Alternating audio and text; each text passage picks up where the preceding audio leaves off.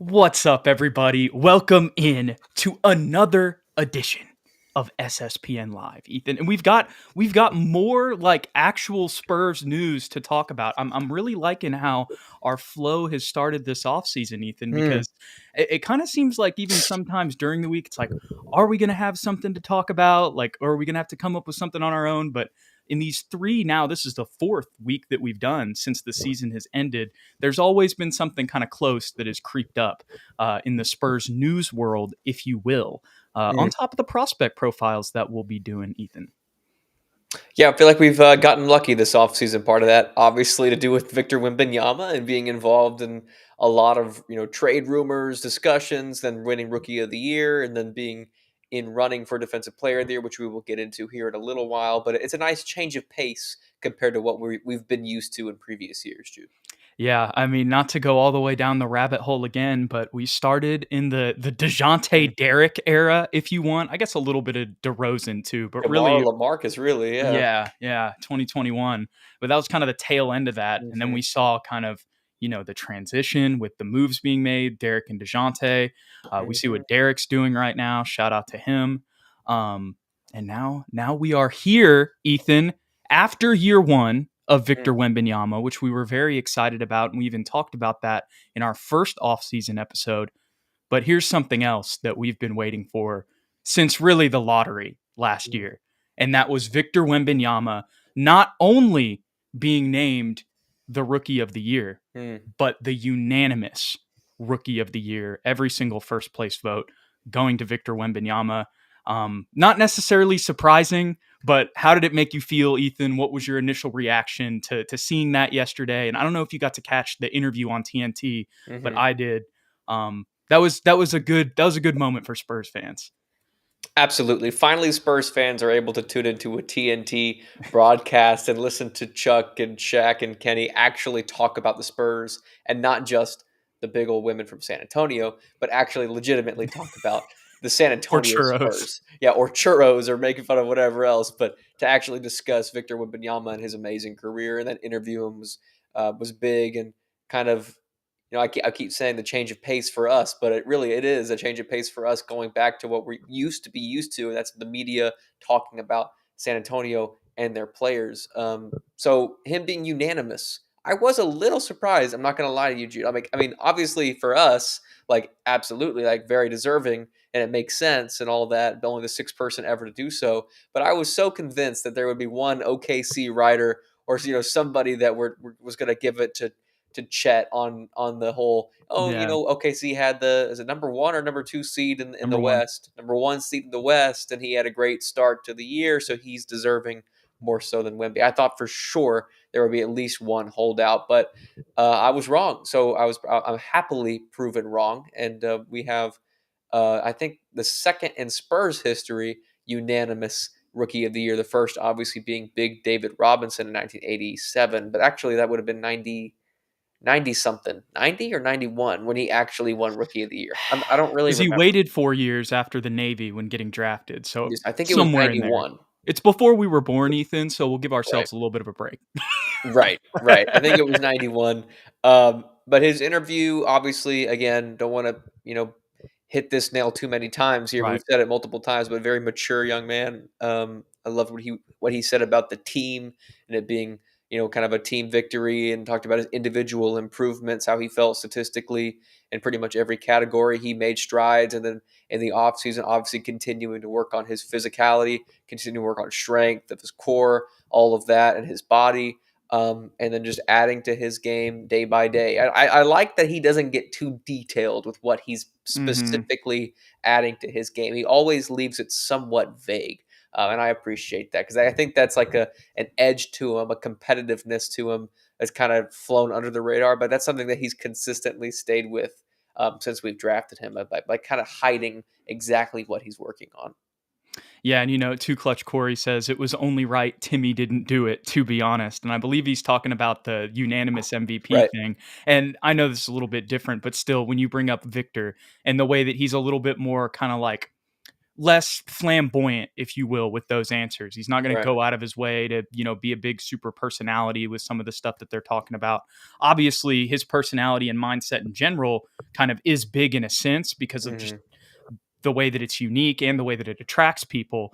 But at the same time, he's very similar to Timmy in that aspect, and that just it Right. just feels so good, Ethan. It just feels so good with his personality and his demeanor, his mindset, his mentality, on top of the stuff that we saw this year that was just absolutely insane. I have some stuff that I want to bring up. So, just for some comparisons, because he's the first overall pick in Spurs history, I think. Do we Yep. have another one? Nope. Just No. Dave, Timmy, and him. Right. And the third Spurs first overall pick to win Rookie of the Year as well in their first year, just like those two guys. D-Rob had 21.1 points per game, 10.6 rebounds, and 3 blocks a game. Victor had 21.4, 10.6 rebounds, and 3.6 blocks per game. Wow. So beating out David there, and then also beating out Timmy.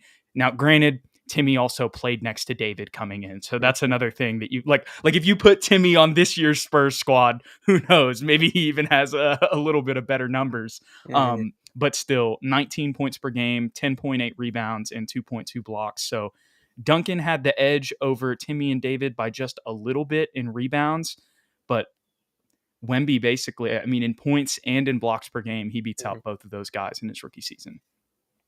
It's great company to be in. And I'm actually shocked. I didn't realize that his numbers were that similar to David Robinson in his rookie season. So that parallel is beautiful to see. I hope he has, even if he has a slightly similar career to David Robinson, and I think both of us think it's going to be way beyond that. Right. That's a successful career.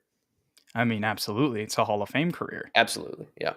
But just to read some other stuff that I saw, just because, of course, with him winning Rookie of the Year, there were so many different stats that popped up just to kind of represent, the type of season he had. He was the NBA's blocks leader. He had the most blocks by a rookie in 30-plus seasons. He was the first 20-10 rookie since Blake Griffin, and he was the first 10, 20, and 3 player, that's with blocks, this century of all players. So I believe, like David was obviously one of the other ones in his rookie year. And there might maybe like Hakeem or some other guys in the 90s that also did that. But this century, the only player to do so. And he's the first season ever with 250 plus blocks and 100 plus 3-pointers. It feels like, or it felt like every night he broke a record, Jude. Yeah, I don't even know what to say at this point. Like, there's nothing to say. Otherworldly. Yeah, the last one, I know I just said it, but again, 250 plus blocks and 100 3-pointers. Right. This is just the beginning. But Ethan, any final thoughts on the Rookie of the Year combo? Well deserved. Completely agree. But there was another award that was handed out today that a lot of people thought Victor Wembanyama had a big argument for. And he did get the most second placed votes out of anybody in the voting, but he did not win Defensive Player of the Year. That was given to Rudy Gobert. And the timing of this for Spurs fans, Ethan, I'm not really going to dispute it. We talked about that. I mean, in my personal opinion, I think Victor is the Defensive Player of the Year. He's the best individual defender in the league. We've talked about this. But for those of you who maybe haven't heard, me and Ethan didn't really expect this to happen because we know that there are some politics to this award. And when you look at Minnesota's team defense, I'm about to get into the game last night and why that's kind of, a little bit of a tough pill from the Spurs fans' perspective. But at the same time, Minnesota's team defense, I think undoubtedly is the best in the league. At least we're seeing it in the playoffs right now. And that is a little bit of a team award whenever it comes to Defensive Player of the Year. I think you and I kind of both expected Rudy Gobert to win it, but also in our personal opinions, we both had Victor. Yeah, 100%. Minnesota, what they've been able to do as a team is pretty remarkable this season. Rudy, obviously a big component of that, being the anchor, the guy down low that cleans up everything for the perimeter defenders. And when they traded for him, Minnesota was not known for defense. So for them to turn their identity around because of his involvement, Like, I get it. I understand why he deserves it. He's won it 3 times before, so he's not a bad defensive player. Right. He's very well deserving. But again, to kind of go off of what you said, personally, I think Victor Wembanyama deserved it more just because of his individual impact, not only as a rim protector, but along the perimeter. Um, I wish we had been able to track just like the number of shots guys didn't take because of how close in proximity Victor was. It didn't matter where he was on the court. If he was basically within 15 feet of you, he affected your shot in some capacity. So because of and if you got to look at like how bad we were without him on the court versus his net rating with him on the court was vastly different. So that's just me. But again, I'm not at all surprised, like you said. Yeah, and I'm not trying to sit here and say that Rudy Gobert isn't deserving, but Mhm. what I kind of opened up with and hinted at, Ethan, is something you just touched on the end there. And it's hard to compare the last team in the West to the second place team in the West. I understand that when I say that. Like, you could poke the hole in this argument with that. But at the same time, what did the Timberwolves defense look last night against the defending champions? Probably the best I've seen in a past decade. Like, Dude, unbelievable. I'm still shook by it. Like, I know this is a Spurs podcast, but as an NBA fan, I'm absolutely shook by what I saw last night. Like, all credit to the Timberwolves, but what they did as a team, what Cat did on the interior, I mean, completely proved my thoughts on him wrong defensively. I knew he was obviously, it was better this year when you surround him with Ant and Rudy, and the team's chemistry overall, is just, it took a jump offensively and defensively in comparison to last season. But I mean, when you talk about what the Spurs looked like when you take Wemby off the floor, Right. very big difference. So that's why I kind of said it was a little bit of a tough pill to swallow for Spurs fans timing wise, because literally last night we saw that Minnesota can still by far be the best defensive team in the league, even with Rudy Gobert off the floor. Yeah, Minnesota's out of this world, dude. Like, it's surprising even me, and not to toot my own horn here because this is not related to Spurs at all. But like right before the playoffs started, I was talking with my dad and a couple friends of mine, and they were like, "I don't think anyone can beat the Nuggets." And I'm like, "I don't." Minnesota is like pretty good. Like, they're like, I don't want to say they're going to win the finals, but if anyone's going to beat Denver, it's Minnesota, and they're up 2-0. So, knock on wood, I might have been a prophet there. Ethan, I even probably my moment for the Timberwolves, just since we're talking about this, was just after game one. I mean, I just need, because, I mean, you go into that series and Denver had won 14 of their last 16. Right. And obviously Minnesota looked great in the first round. They won by a sweep. But I had a lot of questions about the Suns, Absolutely. and me personally, I'm like, okay, the Lakers are a lot better than the Suns, just being, blunt. I know they were ranked higher in the seeding, but in the playoffs, y'all know what I'm talking about here. You know what I mean? And yeah, man, I mean, they have just really just ascended super quickly in their defense. And after game one, I was like, okay, they might really have a shot, not only to just beat the Nuggets. And I know it's just, you don't want to overreact to one game, but you saw what happened last night, even with Rudy out. And that's kind of proving that thought process right. But I doubted him too until I saw game one. That's what I would say. Hey, man, they got Jaden McDaniels. That's all I needed to hear.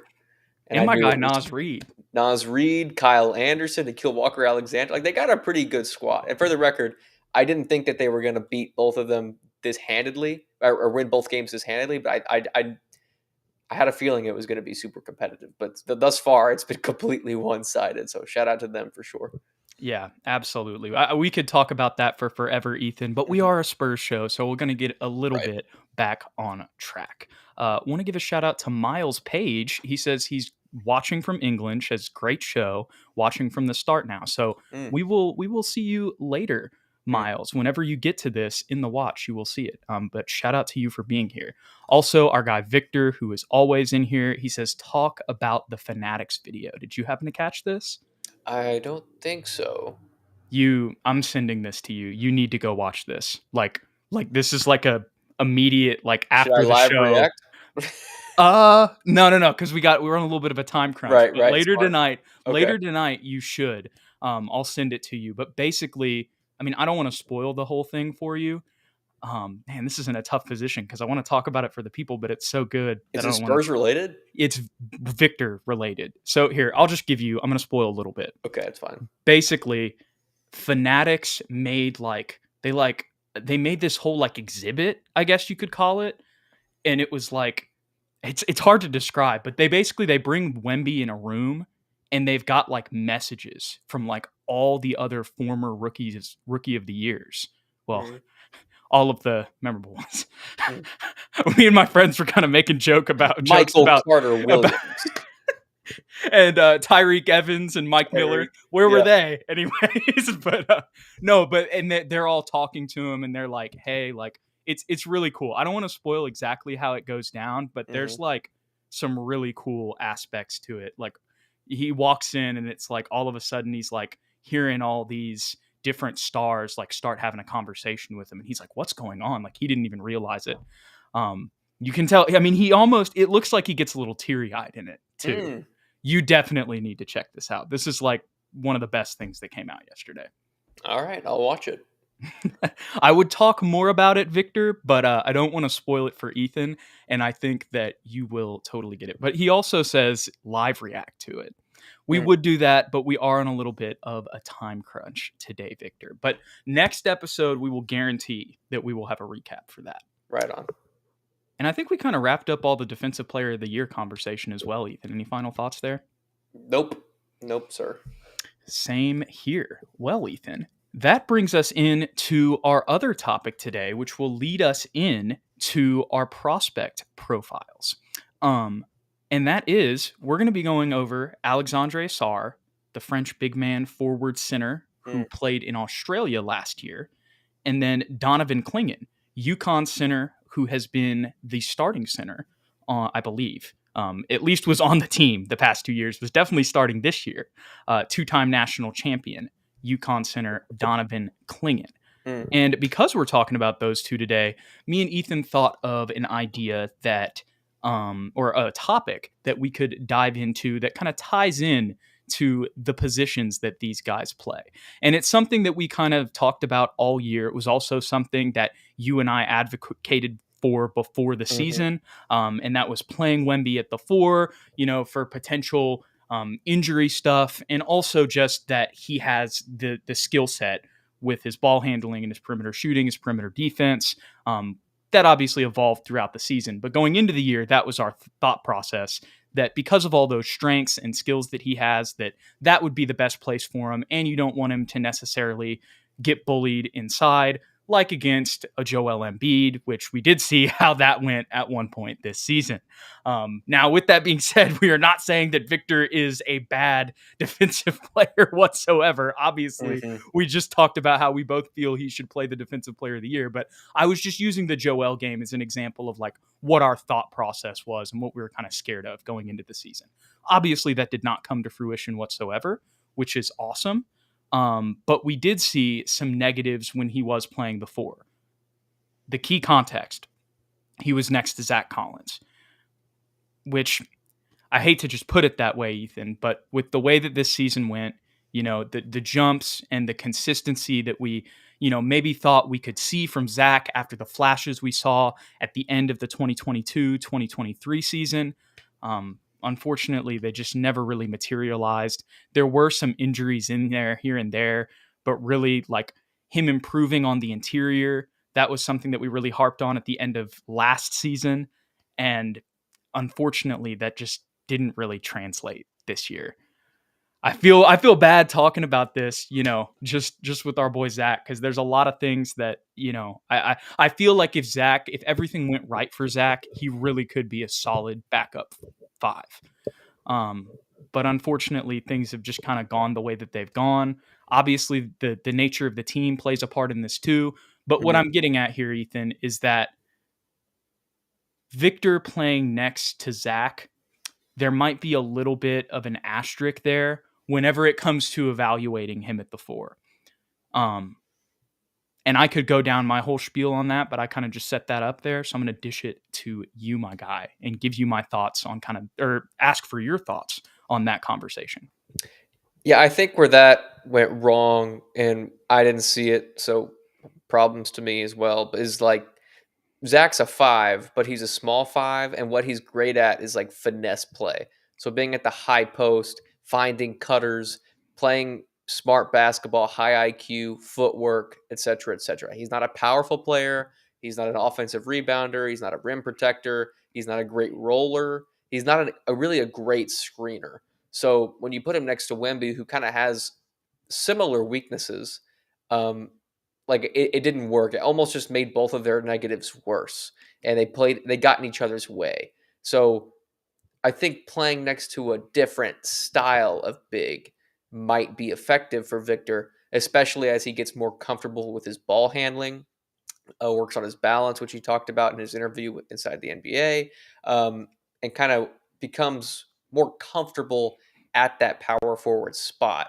I think that there's room for him to play next to a bigger guy. Or if he gets more physical and we bring in a guy with kind of, I don't know how to put this, more ball handling capabilities, like more stretching the floor capabilities, but also is strong physical.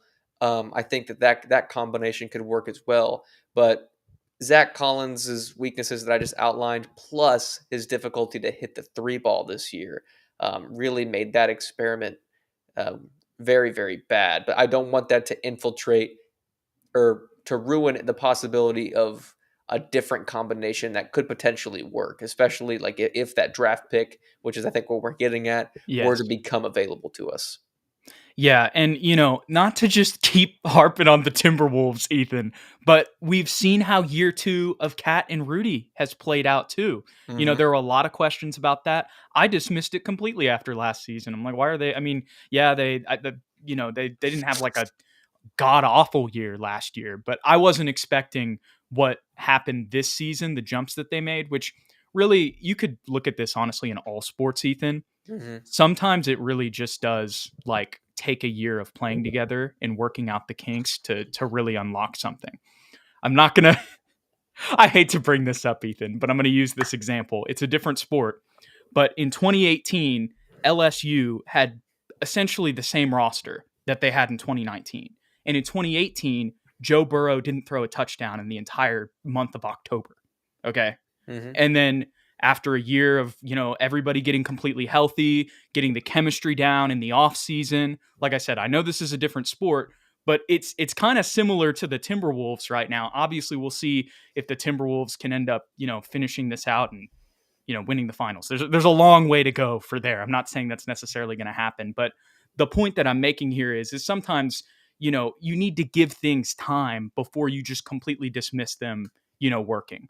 Where like I said, I opened this up with I was still dismissive of the Timberwolves even after last year, and obviously, I think, and I'm not the only one, but a lot of people are getting proven wrong on how they felt about them and the whole Rudy Cat thing. But that also ties into this big conversation, and it shows that in the modern NBA, you can play 2 bigs and be successful. And in fact, it's probably one of the key things that, is giving them an advantage in a lot of these series, especially when you have to go up against a player like Jokic on the interior. Right. I think it all comes down to matchups, honestly. Like there are certain players, and I think we're about to talk about one that may be difficult to play with Wemby in some cases against some teams, but against a guy like Jokic, against a big team like Minnesota, it could be the difference between a win and a loss. Honestly, having a guy like that next to Victor to kind of take some of that physicality.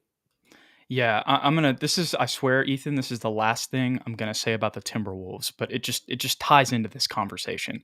I saw a tweet from NBA University today, and it says, imagine being a guard and you're getting picked up 94 feet by Jaden McDaniels. And then when he gets tired, you get picked up 94 feet by Nickeil Alexander-Walker, and Anthony Edwards is ready to jump your pass lane every time you drive. And then on top of that, there's 2 7-footers in the paint. Right. And going back to last year for Minnesota, this is becoming a Minnesota podcast. I know. But like They lost to Denver in the playoffs last year. I think they got swept, or it was like a Something like 5-game that. series. Yeah. But two significant injuries that no one talks about. Jaden McDaniels wasn't playing that series because he broke his hand, and Naz Reid wasn't playing that series either. Those are both big dudes. So they basically added two more big dudes that can play defense to their lineup. And now that they have them, it's basically wraps at this point. And both of those guys can shoot too. Yeah. Right. Naz Reid especially. So anyways, the whole reason I bring that up is I think that's, I was kind of, as the season gone on and the success that we saw with Victor at the 5, I became less and less like, what's the word? Attracted to that idea of like bringing another big in next to him. But I think it's not just like what I'm seeing from the Timberwolves. It's also the Zach aspect of this that we discussed as well. And when you factor in that, I think that's really the key point. But then also, like you're seeing what the Timberwolves are doing right now, and they're a team with 2 7-footers on the floor at the same time. Like I said earlier, that shows that this is an effective thing, or this is a thing that can be effective in the modern NBA. Right. I think it all comes down to Zach, unfortunately. And I hate to say that, but I think he is the weak point that makes the too big argument not work. And it's not even the too big argument. I just think that he and Victor aren't compatible, really. Yeah. Even, I hate to say this, even as a backup for Wemby, because if Wemby's your starting center, ideally your backup center offers you something that he doesn't, and the only thing Victor doesn't give you is like physicality, strong, big, that can roll and get rebounds. That's pretty much it. And Zach doesn't do either of those things. Well, Ethan, you know what I think would fix it? Hmm. Victor's comment right here. It's coming from the horse's mouth. Oh, Bring back Boban. Boban and Wemby would be fire. I think that really the Wemby Boban HEB commercials would be insane. That would be kind of crazy. The two of them playing limbo. Oh, would be crazy. They need to hire you, Ethan. That's a good idea. Creative marketing genius is all I'm saying. In all seriousness, though, a physical presence next to Victor. I don't know how else to put this, Ethan, but that is just not Zach Collins. There are some appeals, and I think some things, and maybe like, I know I'm stopping myself mid-sentence here. Maybe just for total speculative talk, Ethan, maybe we draft one of these guys that we're talking about, and then it just doesn't work out the way that we thought it did. And we realize at the end of this season, like, okay, wow, no, he just needs to be playing the 5. But like we just said with the Zach point, I don't think that you can like make a definitive, point on that conversation after this year. Right. I would agree with that statement. And here's another thing, Ethan, that we forgot about. Wemby did play with a big later in the season. And I forget about this. He's not necessarily a center, but old boy White Dog Skater says Sandro Mamu. I thought, oh my God. I thought when he said White Dog Skater, that's what your nickname for Mamu was. No. White Dog Skater. No, that's just who's in our comments for those of y'all on podcast. But I know this is not Clingan or Sarr whatsoever, right. But I think Mamu's success, like having a 21-10 game against the Nuggets in a win, late in the season when the Nuggets were playing everybody. Like, I think that's an example. And that wasn't the only game where Mamu went off. He did well really throughout the end of the season playing next to Victor. But that's an example of how, he's really a true 4. And I'll read the rest of this comment in a second. But that's an example of a big playing well next to him, them playing off of each other and fitting better together. Obviously, I think Sarr Clingan is going to play the 5, but still, I think that's another actually like a relevant aspect to this conversation. But he says Mamu going to have a lot of playing time next season. We'll see if he's on the roster, but he's going to be one of those dudes that could sub out for Sohan at the 4, and we got our 2 big lineup. Problem solved. I don't think Mamu is a fluke either. I see your comment here, White Dog. Mamu is not a fluke IMO. He could be our next Boris Diaw / our own Naz Reid. What I will say, and me and Ethan have talked about this, we definitely think he could be the backup 4 on the Spurs team, right? Right, absolutely. But I do not know if Mamu is, I'm not ready to say that Mamu is the answer at the 4, Mm-hmm. to solve the front court problems. But he did bring up Jeremy Sohan, which is another aspect of this conversation, Ethan. And I want to move on from this here in a second because we are in a little bit of time crunch. So I want to make sure that we give, a Mm-hmm. good 15 minutes to Sarr and Clingan respectively. But at the same time, what are your thoughts on Jeremy Sohan in this conversation, I guess is what I'm asking. I think Jeremy Sohan is a starting power forward until further notice. That's all I'm going to say. Like, if we were to draft Sarr, let's just say that happens. Right. Um, there is an argument to be made that Jeremy Sohan becomes a starting small forward if that were to happen. Honestly, like knowing Pop, and we played him at the point guard last year, so nothing's out of the question. Right now, the starting small forward is going to be Julian Champagnie at this time and moment. But at the same time, we've seen in history that he can come off the bench if that is going to be a requirement. And unfortunately, that pushes Mamu probably out of being on the team next year if that were to happen. But that's all I'm going to say. He is the starting power forward until that becomes a problem. And this ties into a theme, Ethan. Unfortunately, that we've talked. Well, unfortunately or fortunately, however you want to look at it, that we've talked about really since last offseason. Now that Victor's on the team, kind of everything's off. We're going to do whatever is the best decision for the team. And if Right. that's taking a Clingan or a Sarr, and maybe they don't do any of this at all, but that's the point of the offseason is to talk about all these scenarios. If they take a Clingan or a Sarr, they might just be like, hey, you're going to be our sixth man now, Jeremy. Mm-hmm. That's the role we want you to play off the bench. But, I don't think that the 3 is completely out of the question either. Like you mentioned, the only thing that, of course, comes into play with that is the shooting question. Obviously, we know that that's Jeremy's main focus this offseason. He said it in the exit interview.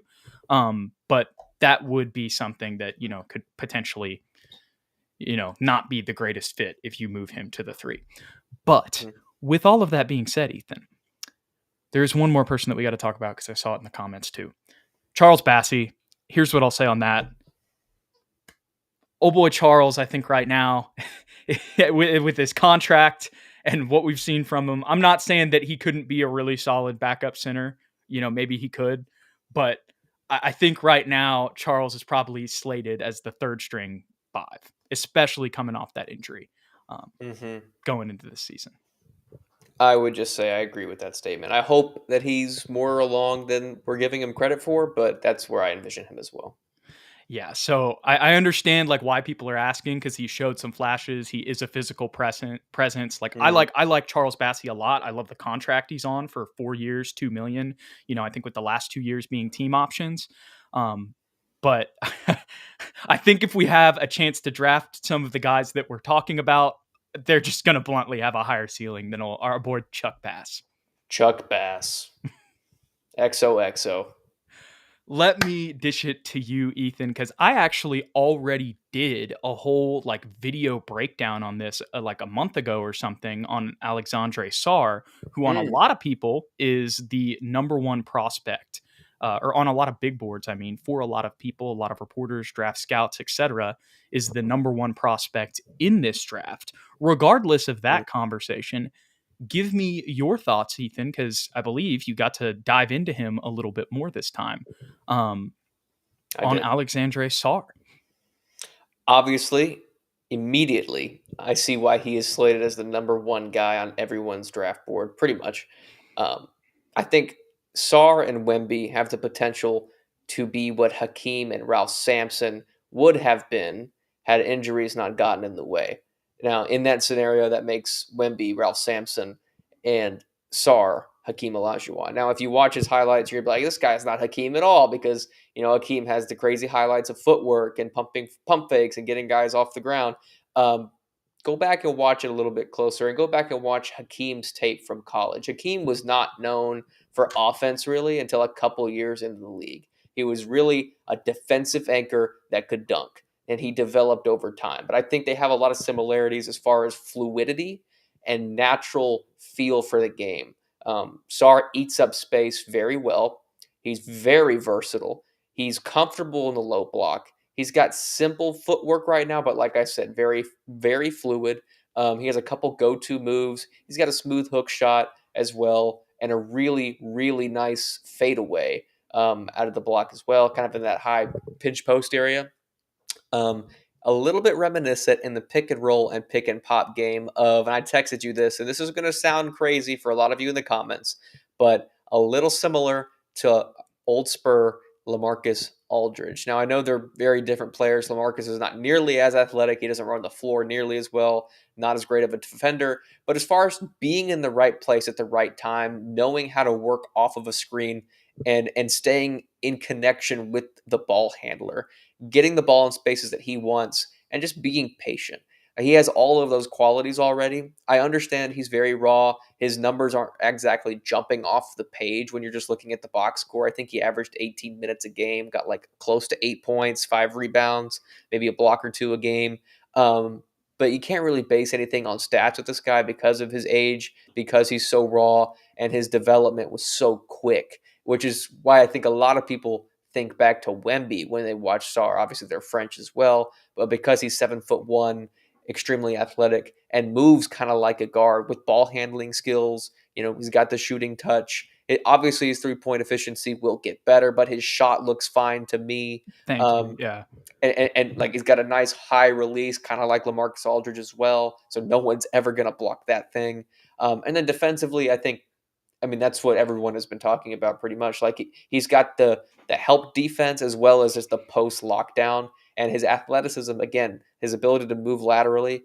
That's what kind of screams mixtures of Wemby and Hakeem to me. Like Hakeem had that lateral quickness down pat. I mean, everyone's seen the Kevin Garnett video where he's like, I'm hitting him with the lateral movement. That's what Hakeem used to say all the time as trash talk.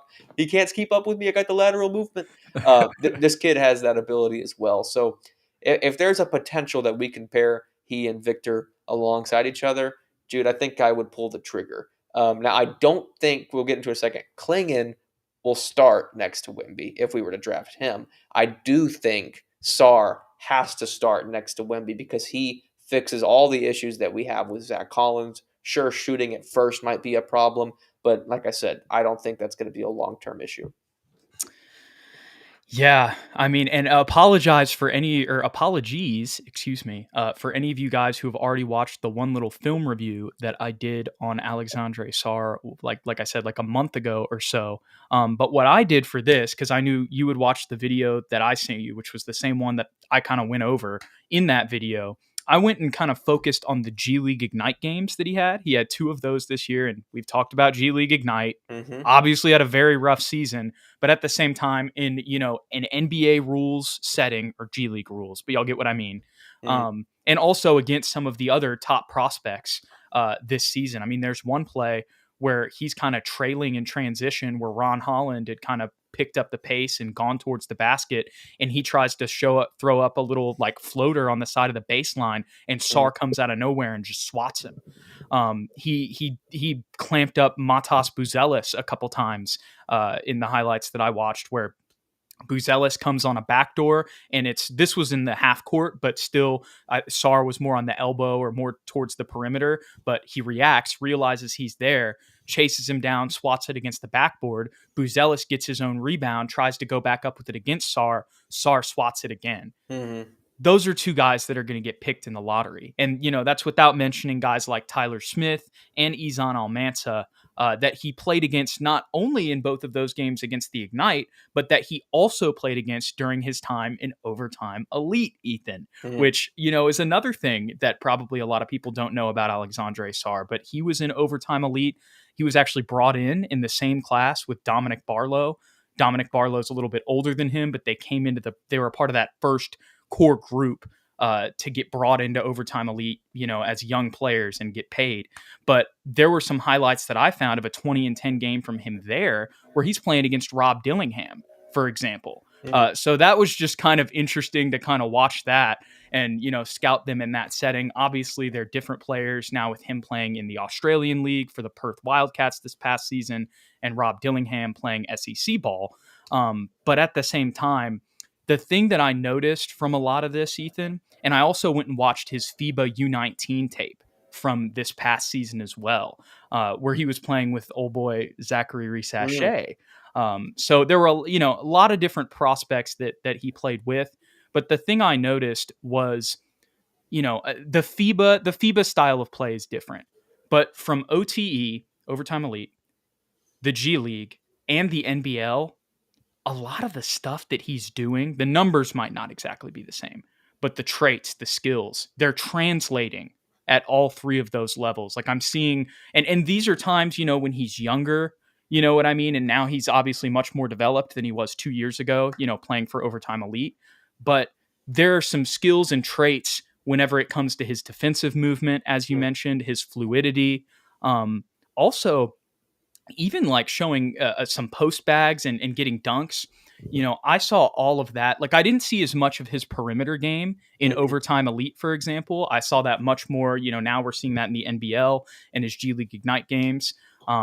And I saw some skills in the FIBA tape as well, but because of the way that FIBA is played, he kind of has to play a little bit more physical in that game, or in that style of play, which I really liked, honestly. Like to see him like post a Spain defender up and, get good post position, get the ball, and then use a post turnaround to get a dunk. Like, some of the appeal that we see from him, or a lot of the appeal that we see from him is his fluidity and his offensive and defensive movement, whether that's the LaMarcus Aldridge, kind of comp in the pick and pop that you talked about, or just the way that he runs the floor or can even take the ball up the court at times. But to see, kind of those more physical skill sets, if you will, in a more defensive game in FIBA, I like to see that as well. I know that was kind of all over the place there, but just to kind of summarize it a little bit, I liked the translation that I saw from Overtime Elite to G League Ignite and the NBL, how there were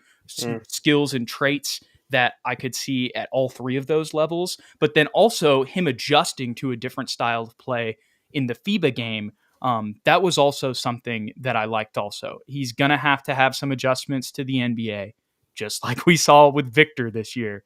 But the defensive potential of those guys, Ethan, and the flashes that Sarr shows offensively, like even if you want to say, oh, the shooting percentage isn't that great.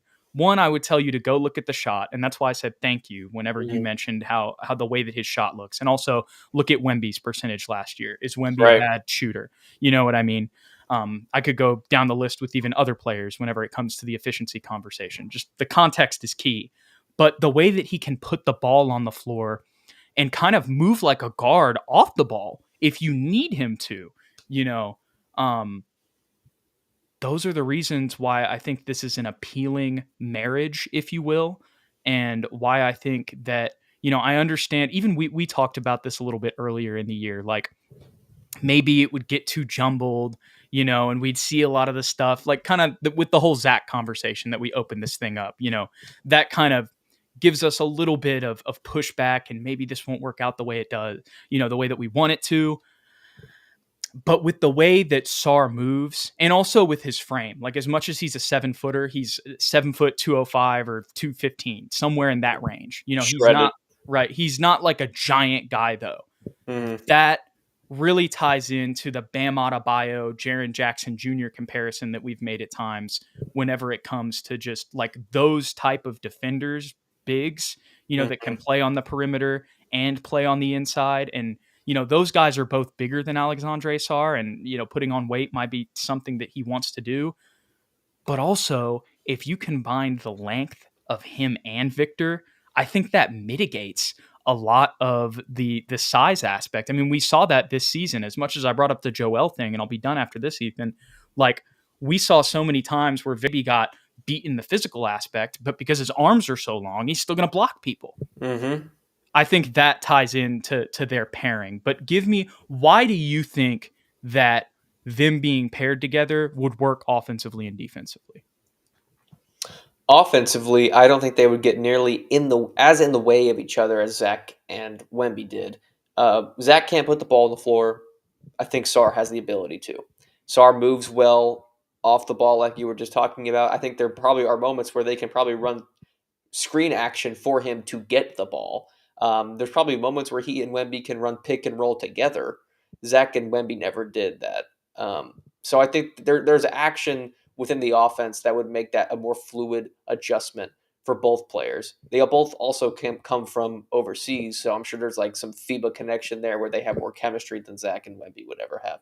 Um, Defensively, I think I don't think there's any issue. I think that like they both can defend the perimeter. They're both locked down low. Sarr is probably more physically capable of stopping, like a Jonas Valanciunas just because of his size, a Joel Embiid, and Nikola Jokic, just kind of like big, girthy, physical centers. So that eliminates that aspect of Victor's deficiencies. But then whoever's the help defender is going to get a block every single time.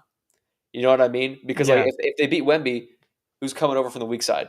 Alexandre Sarr. Same thing from the other side. Wemby's coming over to help. Like they're not going to be able to get a single shot off in the paint if they're both playing together. Yeah, and what you just said at the end there is kind of what I was hinting at the end there, that the length kind of does mitigate the size Right. issue, in a lot of ways. And the other thing we've got to remember is Wemby's going to have another year of getting stronger and putting on weight. That was something he talked about in the TNT interview last night. Um, and then also, I mean, I know that it's still going to be rookie version of Alexandre Sarr, but over time, he's going to do the same thing. And also, he's going to have the summer league. He's going to have an off season, of strength and conditioning going in. There's still definitely going to be that adjustment. We saw that this year with Victor. But this whole conversation is kind of a long-term thing. Like, I know that obviously Victor has talked about, accelerating the timeline and stuff like that. And we've talked about that for sure. But if they're pairing these two, like, this is the thing, like, okay, in 2 to 3 years, how are they going to look? Not how is rookie Alexandre Sarr going to look next to Victor. Like, I think the deficiencies that people may be concerned about, like, yeah, they might happen next season, but are they going to happen long term? That's kind of what I was getting at there. Right. And it's kind of a little off topic to what you just said, but I think it's a great point. Gregory in the comments, Utah went that route with Kessler, Hendricks, and Laurie, and that's the Timberwolves model with Cat, Rudy, and Jaden McDaniels. So I think that's kind of going back to what we said was Sohan. Yeah, Sohan, Sarr, and Wemby together. Like maybe right now it wouldn't work super well because Sarr's shooting just under 30%. I think Sohan's shooting probably low to mid 30s at this point, and then Right. Victor's Victor. But down the road, once they all have time to gel and work on their shots, that would be a terrifying defensive lineup if they can learn how to shoot together. And I'm glad that Illuminati brought that comment up. For those of you guys who are listening on podcasts, we brought up having Sohan, Sarr, and Wemby together would be a defensive nightmare for teams from Illuminati Gaming and Sports. How many times this year did we see Jeremy Sohan pick up the primary ball handler? Yeah. And I had that thought when I was thinking about Sarr. You can put Sohan on the primary ball handler, and then you have those two guys in the paint. Not to mention Devin, who always gets lost in this defensive discussion. Thank you. He's pretty locked down too for a shooting guard. His steals this season, that was something that I really noticed. And his on-ball defense as well is something that improved. And he's got all the physical tools to where, like, I'm not really, even if, there's some plays where he gets beat, I'm just like, it's 23-year-old Devin Vassell. Like, he's going to be fine. Right. And since we brought up Devin Vassell, before we get to Donovan Clingan, Ethan, I want to bring this up because last episode I said, when I was talking about Rob Dillingham, I said that Devin coming out of college didn't really have that much, didn't have as much of a bag. And I still agree with that. But what I will say is I went and looked back at Devin Vassell's Florida State tape, and I was a little wrong on that. Not even a little, I was pretty wrong on that. He definitely showed, like, a lot of the things that we're seeing right now from Devin off the dribble. He did show a lot of that at Florida State. But the point I was getting at there more with that conversation was just that coming into the league, I think that Rob Dillingham is going to have more off the dribble scoring ability than Devin did. That was all I was getting at. But I wanted to correct that because I went back and kind of tested that theory. I was like, let me check out some Devin Florida State highlights. And I was like, oh no, he's getting some buckets off the dribble and not just a 3-and-D guy. So wanted to correct myself there. More than fair. But Ethan, do you want to move on to Donovan Clingan, the UConn center? Sure. Would you like me to go first or would you like to? What a dealer's choice. In that case, I'll go first. Donovan Clingan, I have a little bit less to talk about. I think he's more of a black and white prospect than Alexandre Sarr. He's played a little bit longer, a little bit older. He's not as mobile. Obviously, he's a real classic old school center. He's a 7-footer. He's a solid defender. He's not very athletic. He's not going to wow you with his speed, quickness, or vertical. But he plays smart defense. Plays smart offense too. He's a great passer. Really has a knack for finding open man on cuts, kind of like Zach Collins, kind of like Domantas Sabonis. But he also has a post up game. My comp for him, and this is what I texted you, is Roy Hibbert, but if Roy Hibbert had better low post touch. And I think that's a pretty solid comparison for what you can expect from Donovan Clingan. I wouldn't start him next to Victor Wembanyama because I think that the fears you have with Sarr and Wemby are realities with Clingan and Wemby. Because, like I said, he's not defending anybody along the perimeter. That's just not his game. And I think that they would get in each other's way. He's not a three-point sniper at all. I don't think he has the potential really to be a three-point sniper. Maybe like a mid to low 30% guy, but he's never going to get better than that. So I like him. I think he solves a lot of problems as a backup center. If he's available at 7 or 6 and Versace's not on the board, we have our point guard, whoever that is, whatever. Sure, I think draft him. He's a more than capable backup center for the future. Yeah, so I think that's a key point there because when we're talking about Sarr, we're probably talking about more of a starter. And that's not to say that maybe Donovan Clingan can't eventually develop into a starter. But coming straight into the league, like you mentioned, I think a lot of those fears would be exacerbated just with rookie Donovan Clingan. With that being said, I hate to say this, Ethan, but I think right now he'd be an upgrade over Zach off the bench. I hate to say it too, but I think I'd agree with that. That's why I had the look on my face before I said that. No, what's every complaint we had last year when Wemby sat on the bench? It's like we can't get a rebound. We're getting out physical to the paint. Guys are just getting easy layups. Like, can we please get a stop? And that's what Donovan Clingan would be able to do. He would clog the lane. He would get blocks, and he would get offensive rebounds, extra possessions for our bench unit to actually score once in a while. Yeah, and get some stops as well, which would lead to transition opportunities too. That'll help your bench offense. But I did do my Donovan Clingan, not necessarily deep dive, but I did a good tape study on him before today, Ethan. So I'll go ahead and read off the bullet points that I had. Go ahead. The first thing I wrote down was post bag. He has a post bag, which is nice in the modern NBA or the modern basketball era. Physical presence at 7'2", 280. Solid off-ball movement in the pick and roll. He runs transitions lanes for someone his size. I'm not saying he's fast, but he knows where to place himself in transition to get dump-off dunks and stuff like that. A mismatch. So and this is a key for evaluating him. A mismatch for most of his opponents in college basketball. Right. And he will be a mismatch for some of the people he goes up against just because he is a big dude. But at the same time, I don't think he's going to have as many mismatches either, which is why we're kind of talking about him more as a backup center than a starter. But he can score in the post even through double teams.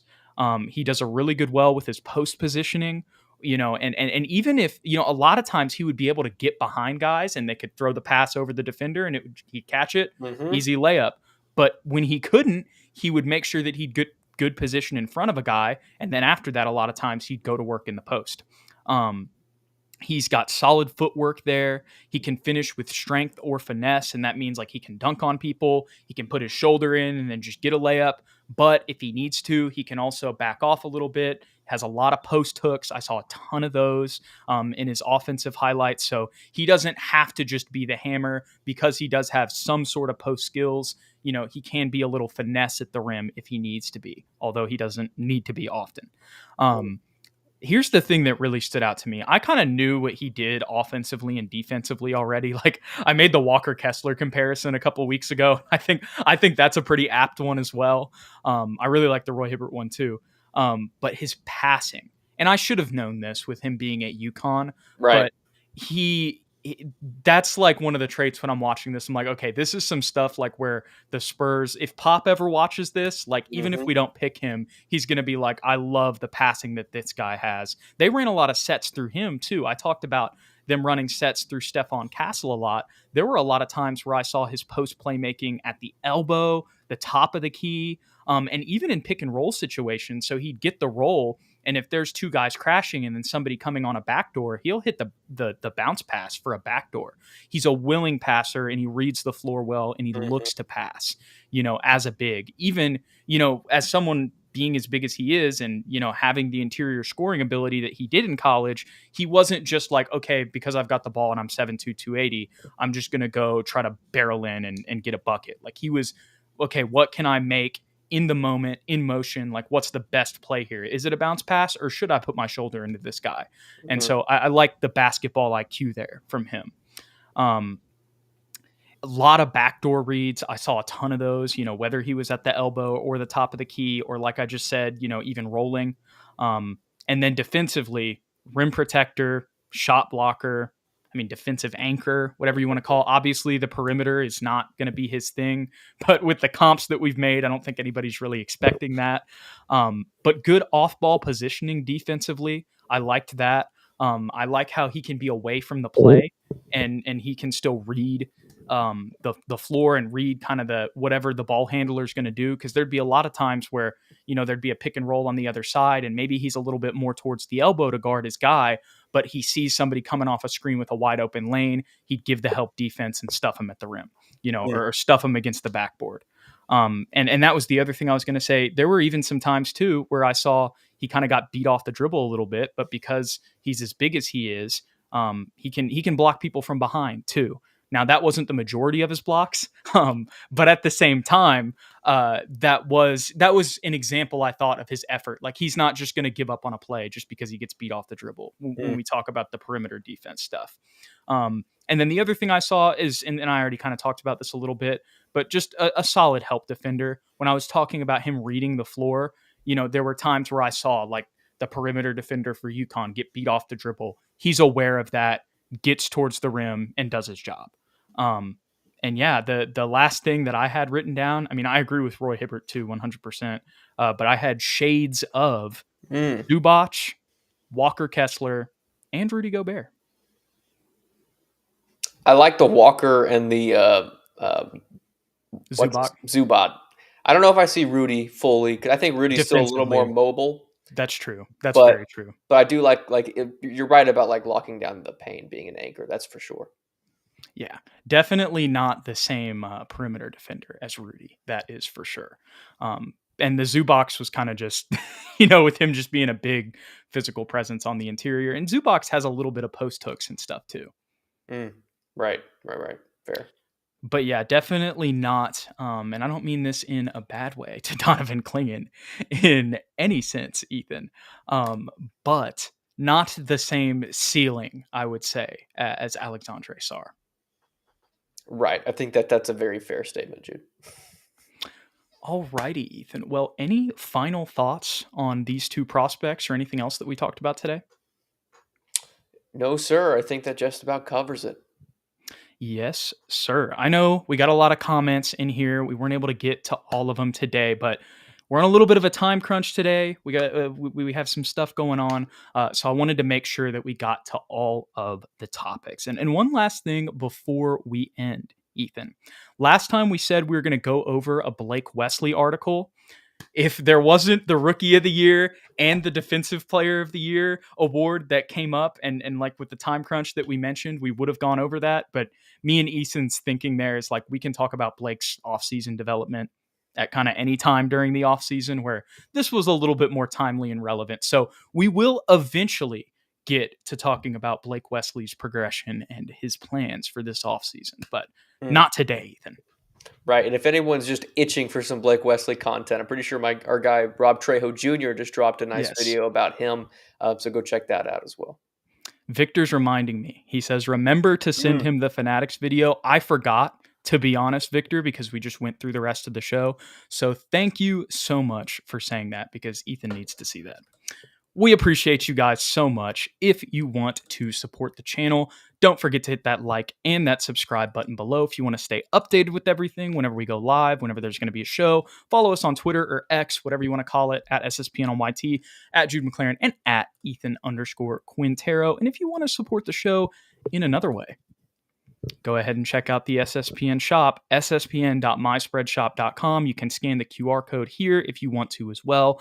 Link is in the description and the channel description. We appreciate y'all. We'll catch y'all in the next one. Go Spurs, go.